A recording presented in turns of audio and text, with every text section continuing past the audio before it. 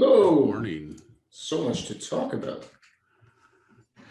We do indeed. I just got. When did you buy Thrivecart? I don't know, a week or 10 days or something ago. Yeah, I just got my first. So yeah, this was not you. So yours has not been assigned to me.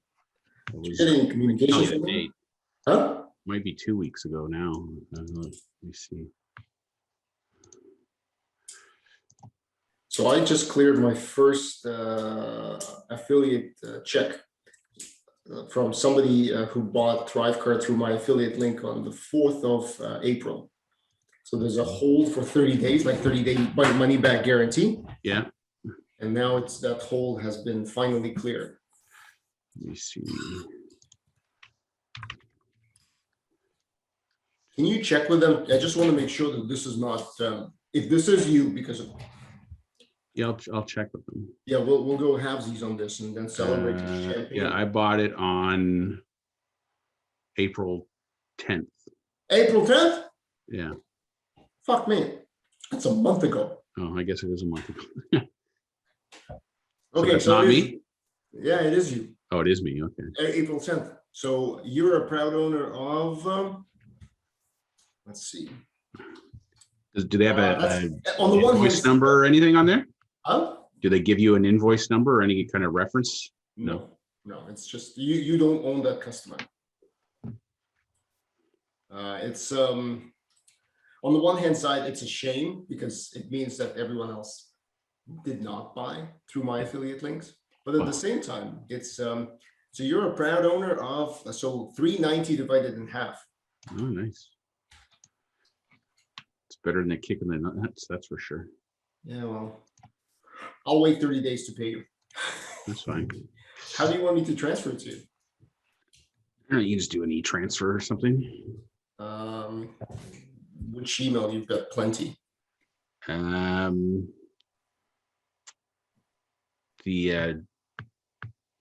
Does it matter? I don't know. No, I mean I need to send it to a email. Yeah. So what? Do you have any emails linked to your bank account? Yeah, the gsf.fisher@rogers.com. Okay. That's kind of my normal email before all this business stuff happened. See, this is the thing. This is encouraging.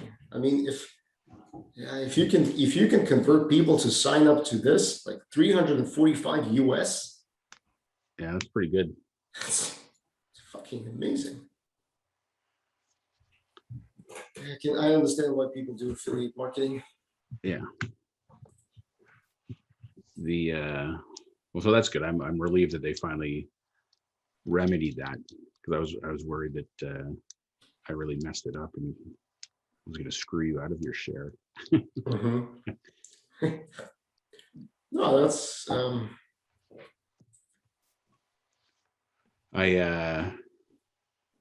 yeah, meeting yesterday went really well. Tell me about it. Tell me everything. Yeah, so he was a couple minutes late getting on, so I was like starting to sweat bullets, going like, oh, maybe he's not going to come. Anyway, he came on and it was very casual. I asked him if he. I talked about it for a couple minutes, and then I said, the best way to do it is just to show you. I said, there's a few ways we can do it. You can scan the QR code from the screen, or I can send you the link. And he goes, yeah, let's try the QR code. So we did that. And we had a bit of a trouble because he uses Chrome on his phone and not Safari. And so, well, in order to add the app icon button onto your home screen, you need to do it through Safari. So anyway, we got that resolved because there's a button that doesn't, if you're on Chrome, that button to add it to your home screen doesn't show up. Anyway, that's a problem. Yeah. But you solved that. Yeah, we solved it. Yeah. Well, because I had foreseen that if he had an Android or whatever, so I had a link in my presentation to the Video on Glide's site of how to add it to your home screen. So we were able to figure that out. So that was good. Okay. And then he logged in with his email and it sent him a pin, and so he got in. And I was kind of explaining it briefly, and he was just floating around it. So then I went to explain the next part. He goes, yeah, I've already looked at it all. This is amazing. He goes, they've actually been talking internally within his business about refocusing on tools and ways to support the coaches better. So that it's like, you couldn't be better timing than that.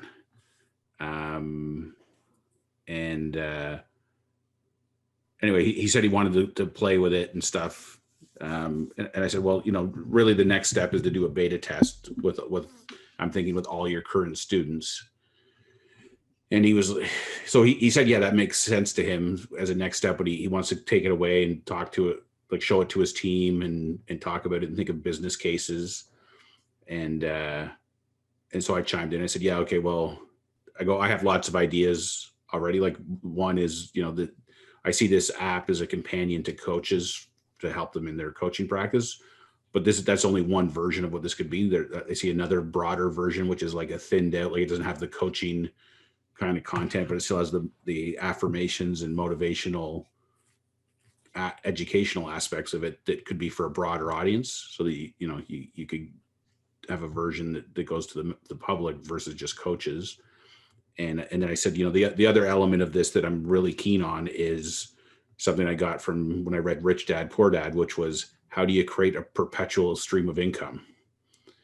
So I said, when you're thinking about business cases, keep that in mind that, does this present an opportunity to do a monthly income stream?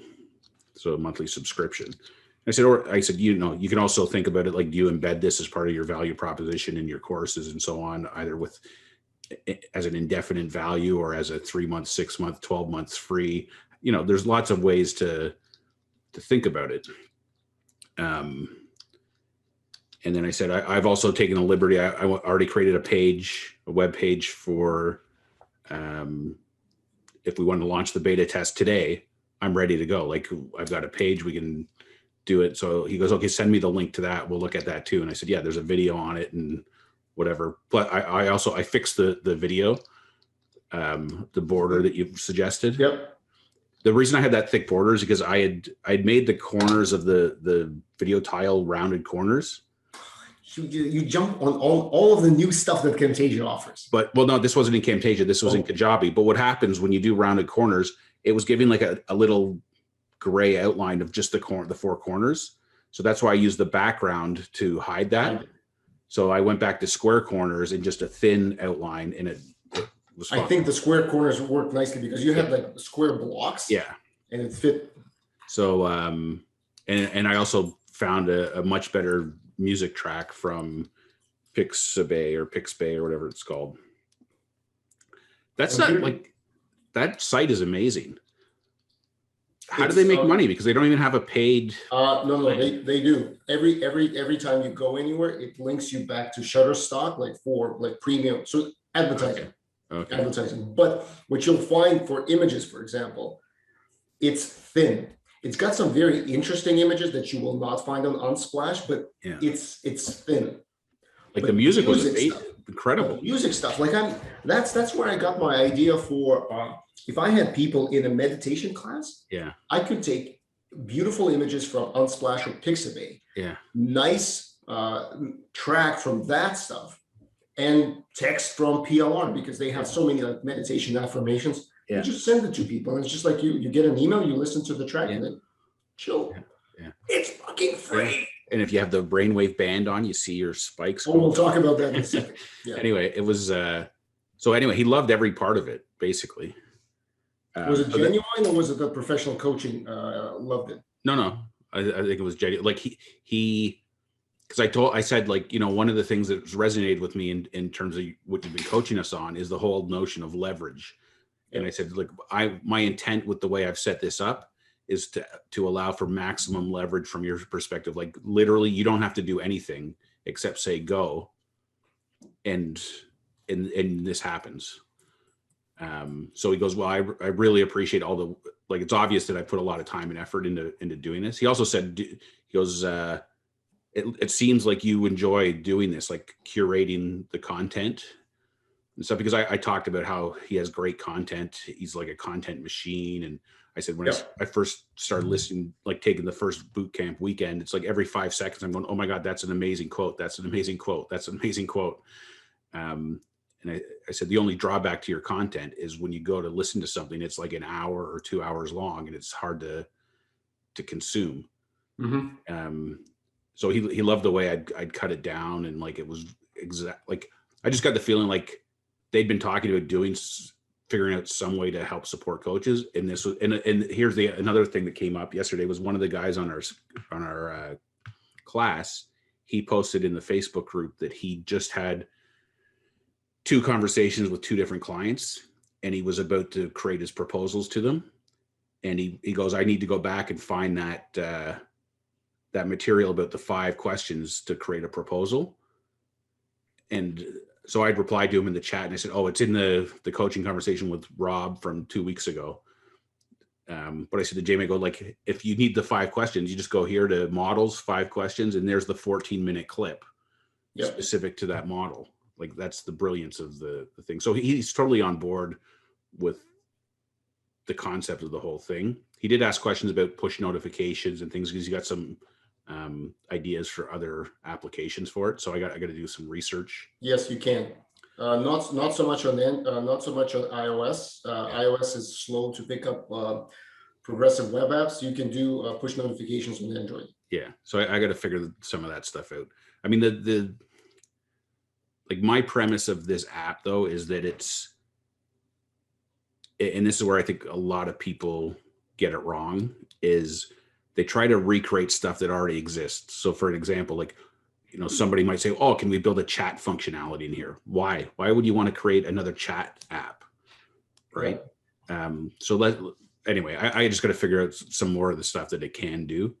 But yeah, he seems super excited about it. And then he goes, I'm really busy right now. I got a lot of stuff on the go, but I really like the idea and I want to get back to you. So he goes, if you haven't heard back from me this time next week, then give me a nudge and remind me. Yep. So I said, okay, well, what's the best? Should I just use Facebook Messenger again to contact you? And he goes, no, I'll are you on WhatsApp? I'll give you my WhatsApp number. So I thought, fuck, that's a step up when somebody connects with you on their phone like that. So he sent me a thing, and then I sent him the link for the page that I created. And then this morning he responded thanking me and saying he'd get back to me. So yeah, I'm feeling good. No doubt, man. That's amazing. So, that is amazing. Yeah. It's we'll see. We'll see what transpires, what comes out of it. Yeah. And how this takes a life of its own. Yeah. Well, even I was thinking afterwards, you know, depending on how this plays out, like, and I don't really have any preconceived notion of how it should turn out, other than I want it to go live in some way, shape, or form. But then it opens up the idea that, okay, well, now whether it's other coaches or other authors or, you know, in this same kind of space as a concept, like we could, you know, find other venues to deploy a similar thing. Yeah. And this is what I got from what Miguel was trying to do with his version of it with Tribe of Mentors, was how do you take a book that somebody like reads and puts on their shelf and thinks is like, oh, that was an interesting book, but how do you make it kind of this living, breathing reference tool for them, so that when they find themselves in a particular situation or dilemma, or just looking for some guidance or a reference back to it, it's right there and they can easily get it. So, I mean, any author of any leadership coaching kind of material, this could be applicable for. So, yeah, it's an interesting concept that we have to massage it somewhat, because you're now getting into the realm of basically creating Cole's notes. Yeah, I suppose.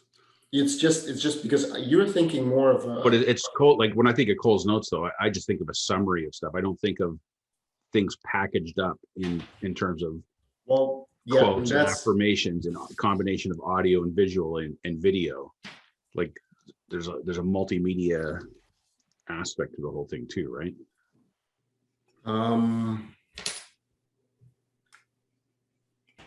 Well, since we are getting ahead of ourselves, why not? Because you can think about it this way. You do a beta test with Jamie and Yeah. works out. He can have his app, no problem. Yeah. What you can do is you can talk to him about licensing his content. Yeah. And then you start building a platform around it. In other words, the platform that you would offer is let's say a thinned out version with some key material, but then people subscribe to the platform and then you share the royalties with whoever they put on the platform. It's like a JV contract. Yeah. You owe something to all of the creators who want to be in the platform. Yeah. And if people who join the platform pick, like, I want Jamie Smart, portion of your revenue goes to Jamie Smart on autopilot. Yeah. Which means they have their world where the app is like full and whatever. You can have a world. I mean, it's a much more difficult sell. Yeah. But it's not an impossible sell. Yeah. Especially if you have. I don't dislike that idea. I think there's merit to it. I was thinking more along the lines of each person like Jamie having their own. Yeah, no, I totally understood that. It's just remember, okay, I'll take you back to Prisma. Yeah.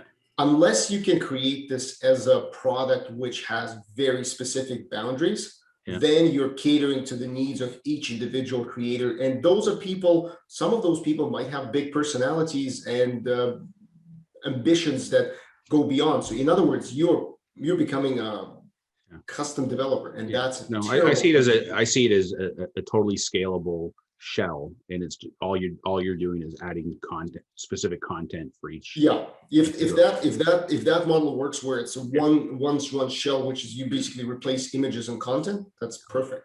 Yeah. So and then I mean, right now it's a little cumbersome to change content, but I'm sure there's a way to make it very easy, that like you could literally give the person access to something that they would upload content into, and it would populate into the app correctly. Absolutely. Yeah. Absolutely. So absolutely. Yeah, so that's that new. Plus Miguel Hernandez, I had applied when he's launched his Voice app. Mm-hmm. And he was looking for a curator, so I volunteered to help be a curator of content. Yep. And he had to go through an application process. So anyway, I got an email from him last night saying I've been selected. So I have the privilege of working for him for free. Wonderful. But it's to me, it's more like I just want to learn stuff from him and be connected with him. So and I enjoyed doing this anyway. Well, and his connection is actually that connection is very important because of so I had a chat with Alex yesterday and I talked to him about what they're doing on the platform. So they're going after like massive fish. Yeah. So what he told me is they're in conversations with the like of so Zuckerberg took a team of developers and is creating an augmented reality version of call it a desktop. It's not even Facebook anymore. It's basically an augmented reality workspace. Yeah, that's one of his biggest things, and he's very close to it. Now that augmented reality requires specific goggles or glasses or whatnot, obviously. Those glasses have rims, and they're in talks with them to making sure that you can understand how the platform works. So they're going after big things. But then I asked him, like, okay, fine. So, but are you a SaaS provider? Like, can I plug into your backend? Yeah. It's like, absolutely. I said, do you have researchers? And he said, no, we don't actually have a standing panel. Everything was done custom. Yeah. So in other words, like somebody has a research project, they find people, and then they send them it comes with a tablet and a headband. Yeah. And then they send back the tablet and the headband. Okay. And so and he's like, yeah, you could do it, but we would be interested in like in a bigger contract. Yeah. And at first I was like, okay, fine. So it's not kind of a plug and play thing. But then it sparked two thoughts. There are plenty of agencies, and I researched that yesterday, who do market research. So they have populations that they reach out, because I don't fucking know how to recruit people. Yeah. But they do. Yeah. Okay. So if you had a product that allows you in this day and age when focus groups are non-existent, because you're always doing it online and you don't even know, focus groups were bad in the live setting because it's groupthink. It's it requires a very skilled moderator. Yeah. But you can do this on a much lower scale. And that applies to any industries. But if we're talking about specifically to courses, so I've pulled some numbers yesterday. Udemy has 57,000 instructors on the platform. Teachable, 100,000. Thinkific, about 36,000 instructors, not users. Yeah. Skillshare, about 5,000. Kajabi, about 25,000. So that's 223,000 people. Factor an additional 20%, maybe even more for all other platforms. There's LearnDash for WordPress. There's My Apprentice. So there's a bunch. So let's say it's 250,000. Top 20 of those instructors make up 51, rounded down 50,000. Yeah. You charge a fee of $30 a month, maybe $20 a month. At $30 a month for a whole year, that's $20 million in revenue. Yeah. Wow. Question is, how much does it cost to run the platform? But this is not insignificant money. Yeah. But this all of a sudden requires a level of thinking that goes beyond like you and I. Yeah, yeah. This goes into like raising funds. Yeah. And this is one of those things is you either do it or you stop talking about this. Yeah. Because if you think about this, with our contacts, with Brian, with Parm, Miguel, where are they sitting right now? Yeah. They're sitting at Nielsen. Yeah. And Nielsen is known for HomeScan. Yeah. HomeScan is one of the longest standing research panels in Canada. So if we ever decided to go down this route and finally understand what it takes to raise money, write a plan. I even started like a pitch presentation yesterday. Yeah. Then I figured, you know what, I'd talk to you first before like doing anything. If you follow through with this and you get I don't know, raise 400,000 or raise 200,000. Yeah. Then you can build a business model and a partnership model with one of the smaller research firms and start creating a standing panel and then start selling it to anyone you want, including course creators, because it becomes, because it's an API essentially process, it's a plug and play process. You can do big research, you can do small research. So course creators, yeah, sure, absolutely. Oh, by the way, text, not a problem. Yeah. You can have people read the sales page and just take the readings of when they're reading it and find out what, how they're feeling about it. Yeah. He said that they were doing experiments with like hardware creators, yeah. And he says like they're very secretive. So they took the bands, they told them when they're gonna have their like NDA signed people testing the product. They didn't say what the product was, and they just provided the reading over like in that specific period of time. Okay, that's interesting. So it costs, what are my numbers?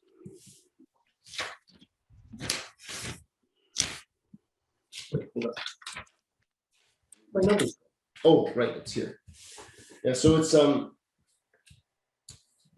average person who's taking the test, as any research, like any focus group would be, yeah. is anywhere between $30 and $50 an hour. Right.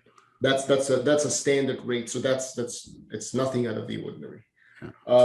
The package, the iPad and the band costs about $600 to send out. And if they're being reused, that's great. And if they're not, they're just being sent back. Yeah. So that's kind of the business model. And no one's doing it. No one is doing it. And the question is, if you think about any applications of knowing what a person is doing, so they're multi-applications. I get sometimes scared about some of the stuff that they're thinking about. For example, he was saying, can you sell it into a FI and put it on the heads of some of the top performing like traders, yeah. and see when they tune out, because you can't be on point throughout the whole time of the day. And how can you support them when you know that they're being overloaded, stressed, and whatnot? Yeah. It's a great idea. The only challenge is you're then asking the person to wear this headband all the time, Yeah. totally and unequivocally invading their privacy. Yeah. And I don't know, I can't see that that can fly. Yeah. Anyway, what are your thoughts? Yeah, I think it's a great idea. I'm a little confused between the Nielsen thing and course creators. Like, I don't know if It's that's just no, sorry, yeah. if that's just using their panel resources for other things, No, I or was just thinking of selling the product to Oh, Nielsen afterwards. yeah, yeah. So it's two separate things. Yeah, I mean, the numbers sound good. It's funny because when you mentioned the numbers, it made me think that I guess Kajabi, when they're saying they have 50 million customers, that's users and course creators Yes, combined.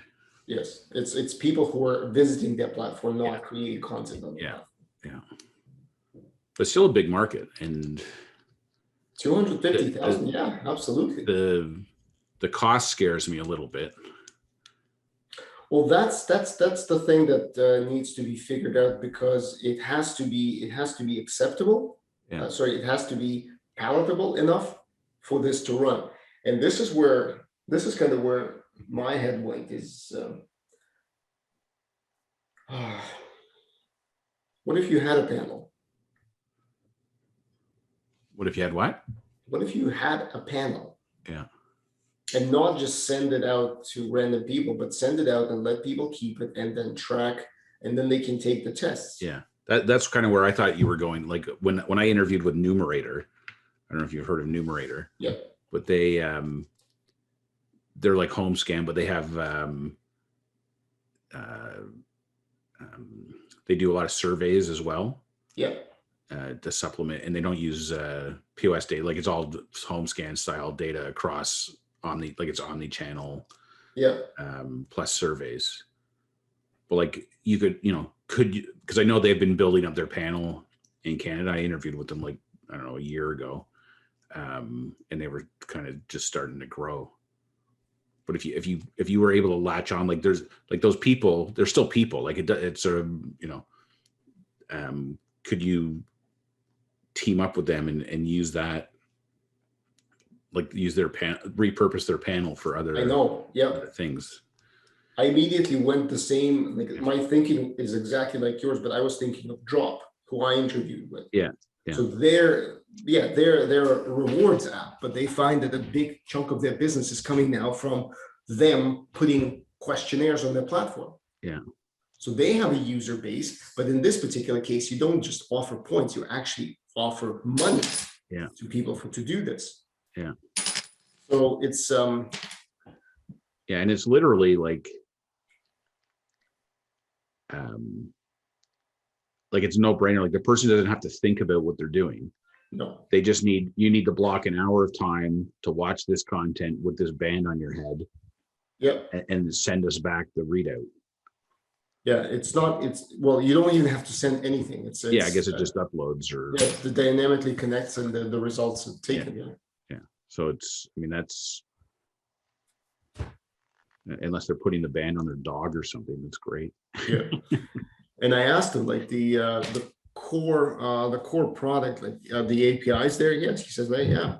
I mean, if it would take one-time setup, making sure your feed goes in, and then it processes and it spits back the results. Yeah. I mean, I guess part of the development of this whole thing and the funding is there's got to be a period of testing to validate how it works, right? Like, you no, some of it is already done. Like, I mean, this is the difference here, is because the proprietary tech exists. Yeah. So that's been done. They have case studies. They have, like, comparison of Samsung commercial versus Apple commercial. Like, that's all available. I have a presentation with all of that stuff in it. Yeah. What we're creating is, you're creating an agency and a service based on that platform. Yeah.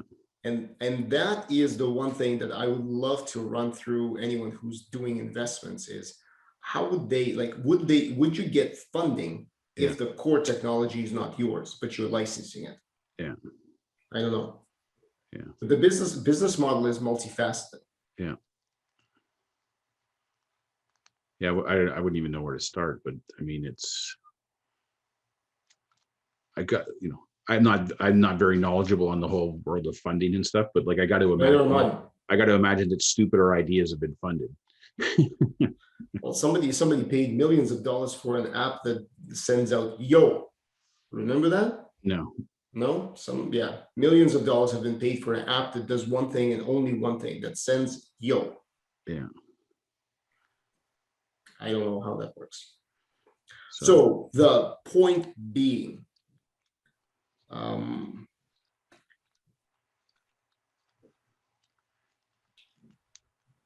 what I'm thinking, what in my head I'm thinking is, yeah. if I were to talk to anyone, I still need to put together a deck. Yeah. Because in order to explain what I'm trying to do, it can't be this. Has to be a structured, well-defined approach. Yeah. And the question is, and I started, like I said, I started putting the deck together, and then I ran into this slide because it's like a template of pitch deck. Yeah. What is the problem?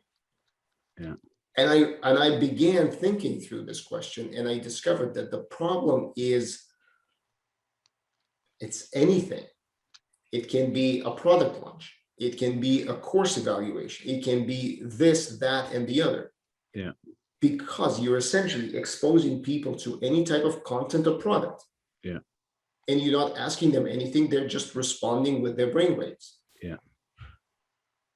So then and then it kind of, that stopped me in my tracks, because I thought, you know what, I'll talk to Greg. We'll see what this means, because there's a level of effort of shopping this idea around. Not shopping, sorry. Like I have two people that I would want to run this by in Canada. Yeah. And then see what they think. And then there's I think I have a contact in one of the smaller agencies that does market research, and run it by them. And then there's a couple of agencies that I would just ping and ask if I could talk to them, who already might have access to panels or consumers willing to do research. Yeah. Because that's the one troubling thing, is that there has to be a paying client for you to be sending out these kits. Yeah. And if you don't have a paying client sending out these kits, it's quite an expensive endeavor, because you're not going to get funded unless you have proof that people are willing to pay for it. Yeah. Although you're right, stupider things have been funded. Yeah. So I would talk to Chris. I would talk to Rory. So I have two people who are in investment business or helping startups. Yeah. I mean, here's a question, like, can you get a kit? Like, you don't need 1,000 people to test something. Like, you could, between family and friends and whatever, like, can you round up 30, 40, 50 people with one kit to collect data? But what would you want to do? Well, I don't know. You'd have to pick something, which, if we started with the original idea of funnels and things. Mm-hmm. That's what I mean. Like, I'm not saying you have to prove the technology that it works. What I'm saying is, you need a baseline. What is the algorithm, or like, what is the pattern of a successful X, whatever it is that you're testing, versus a not successful, unless that's already established, I guess. Like, yeah, that's what I'm saying. There's a lot of the legwork has been done. So this is a 24 presentation slide that talks about the backend technology. Yeah. Yeah.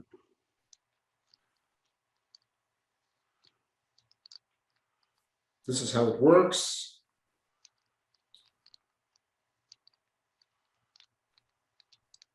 They have not created a global tested network. This is what gets me excited. So they're measuring enjoyment, interest, and memorability. Yeah. Blah blah blah. I can share this with you. Yeah. these pricings don't, They must have,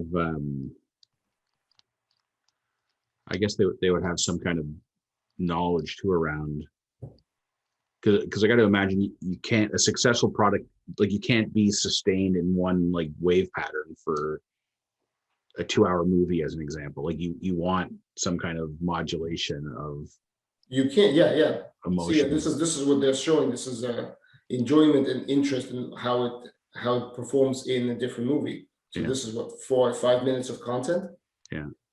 And then they break it down by the different algorithms, and then see these are the scenes in the movie. Yeah. And how they perform. This is a music video. This is they were working with the United States Air Force and the flight simulator analysis. Yeah. And I have 2 more presentations that is this market research? I think so. I don't know why I just had this pop into my head, the whole sex sells thing. Yeah. Is like, you know, this is the how do you take Pornhub to the next level? They already doing it. You have the full bodysuits essentially. Yeah. Where was it?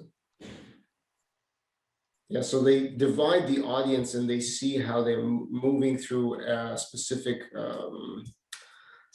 content and what they're feeling. Yeah. And because it measures the individual, it calibrates the individual right before, it knows which one's the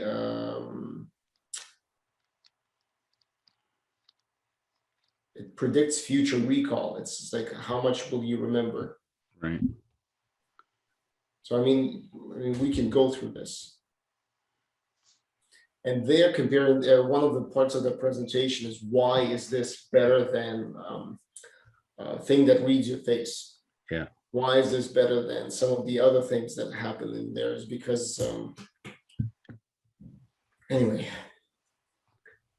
the tech is solid, essentially, is what I'm trying to say. The Yeah. question is because if this is a long-term business, you have a standing panel. If you think about the data collected, let's say you solve all the privacy things, Yeah. you can pay people depending on what information they provide. Core information that they need to provide to be on the panel is sex, age, and I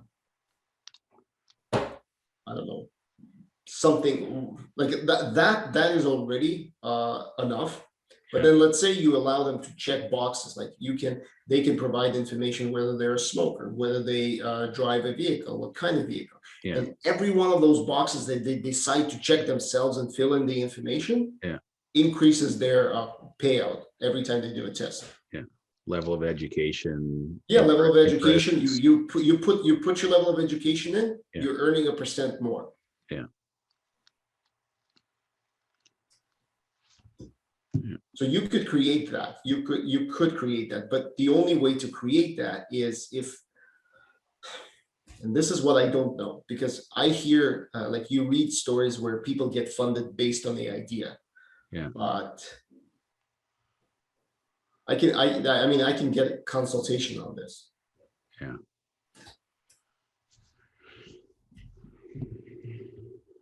So it's not where we are right now. It's Yeah. not as easy as it sounded yesterday. No. It's not as easy. The potential, in my opinion, is huge because nobody canceled market research. That is happening every single year. I mean, you and I, just our experience in the world of CPG, you were a buyer, I was on the CPG side. Yeah. Every single year, every single brand comes up with innovation. Yeah. Every one of those innovations is supported by ad, social media campaign, packaging design. Yeah. All of those, if the company is smart enough, is being tested. Yeah.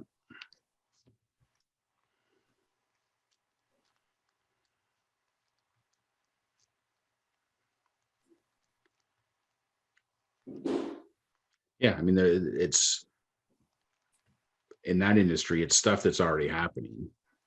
Does this just make it better?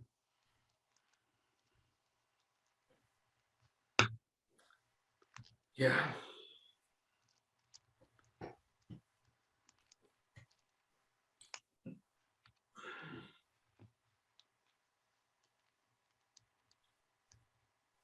It's not the same as creating your own courses when you're in full control of everything. There's a lot of unknowns. Yeah. I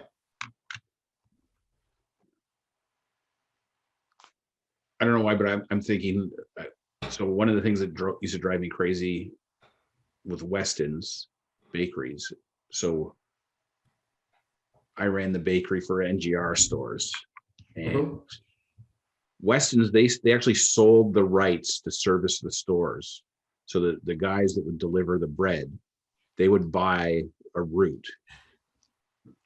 And so Weston's was making money off giving people the right to service our stores. And I'd be like, well, who the hell are you to sell the right to service my store? Yeah. And I was actually doing a big project to get our stores away from full service and into just drop shipments where they would just drop the bread off and the store staff would service the shelf. Because it was the economics of it. But the reason they were fighting me on it is because I was destroying their whole economic model. And that's where we got in this big debate of it. Like, you know, it would be like, you know, somehow I figured out how to be the middleman on somebody's product and charge people for the right to have that product when they could just have the product directly anyway. I don't know. Yeah. It was, so all I'm saying is, like, they were at the mercy of me as the owner of those stores, because I had the right to just kick them out, or I don't know, whatever, change the terms of how we did business. If you get into this, like, you're at the mercy of that company, that's true, base technology, whether they fold up or they decide we're not doing that anymore, or whatever. That's exactly right. And that's the biggest, and that's why I said, like, I don't know if you can get raise money on technology that you don't have any proprietary control over. Yeah, they turn off the tap tomorrow, that's it. Yeah, you're screwed. Yeah, but I suppose in a way it's not much different than, I don't know, I just think like Preston, like, we were at the mercy of click, or you're at the mercy of AWS or Epsilon for a long time, whatever, like whoever you're working with. Yeah. The only difference, I guess, is you have other alternatives if that something happens. Going with a technology like this, it's them or nothing. You may not have an alternative. Yeah, and that's the one thing that's a lot of due diligence needs to go into that, because if they're a going concern, if they're working on projects and it's an API play, for them it doesn't matter. Yeah. If they're making revenue, if they're sustainable, it doesn't matter. But if they're not, and if they're like, if they fold or somebody, or they get bought out, or as long as the technology is, if they get bought out or somebody else comes into the marketplace, it doesn't really matter, as long as you can plug into that. Yeah. As long as you can plug into that. Like, just like you said, AWS decides to screw you over, you can always jump onto Azure. Yeah.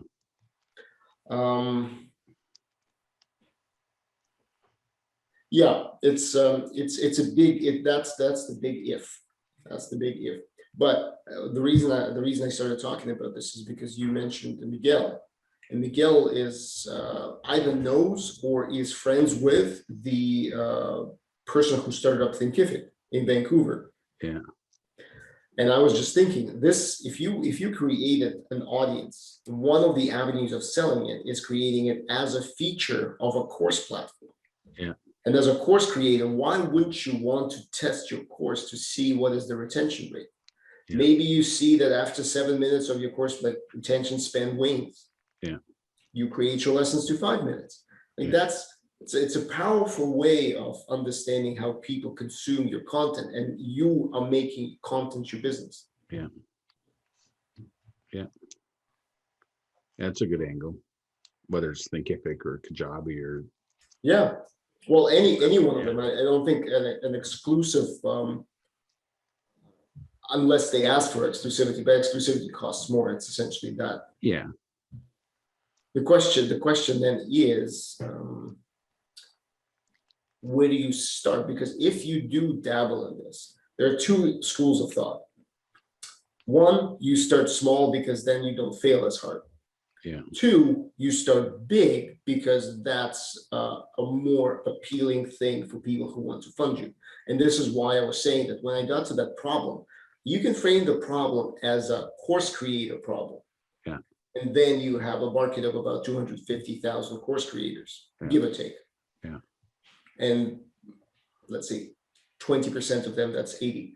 Or you can like create a problem that has to do with content creation or media creation, and then evaluate that. Yeah. Because then you're talking to everyone who creates a TikTok video, every influencer on Instagram, everyone who does a YouTube video. Because if you do that, and if they can test their video for like all of those three attributes, Yeah. and it's fairly cheap, your audience is in millions. The Yeah. question is, can you handle the load? But that's a good problem to have.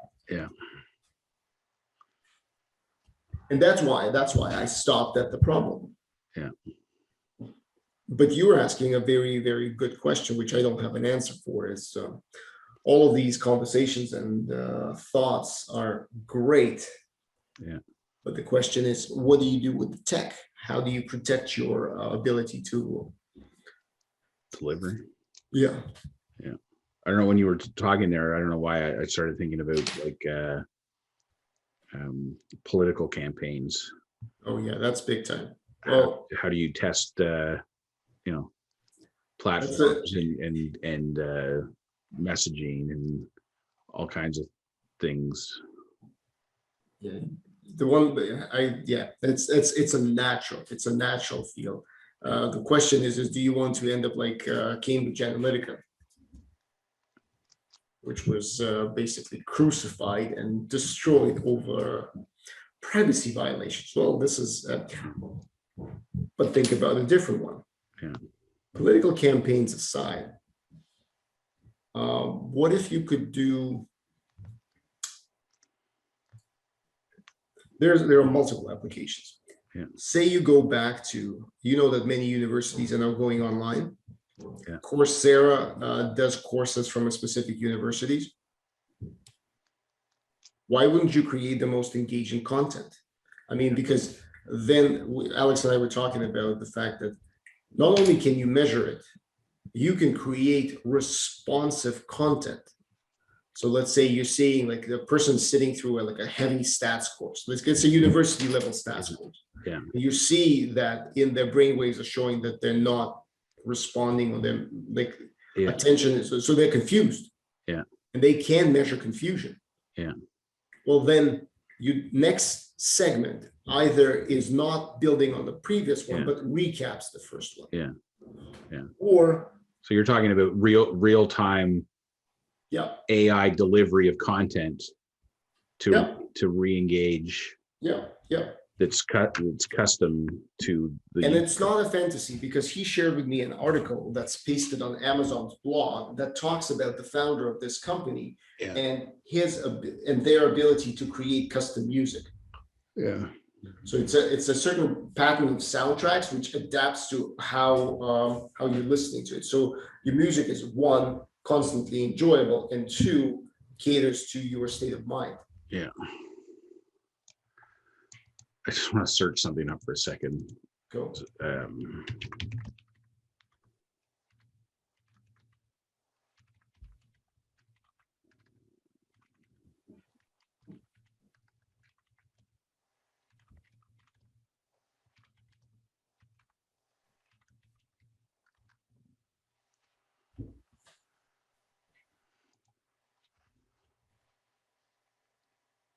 You ever watch Star Trek Next Generation? So there's an episode with what's her name? Is it Ashley Judd? Is that her name?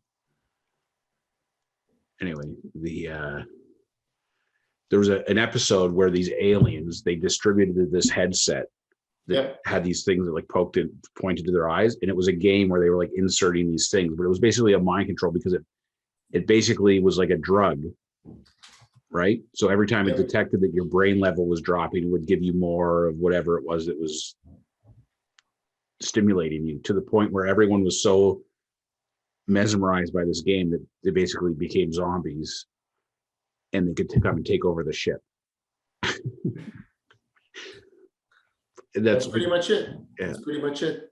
They've created, they ran a test, Arctop did. They ran a test on Tetris. Yeah. Adjusting it up and down, and they could create a 30% increase in playtime. Yeah. And I'm sure that's what like Candy Crush and all these other mindless games that Yeah, that's what they, yeah. addicted. Interesting. All right. It's, see, this is like what I was getting at yesterday, was this, you know, to me, this is like a back burner thing until we've got ourselves kind of comfortable. And I don't mean like, you know, living on a high hog is just like, you know, a minimum level of income that can sustain us. And then we can start playing around with bigger shit like this. yeah.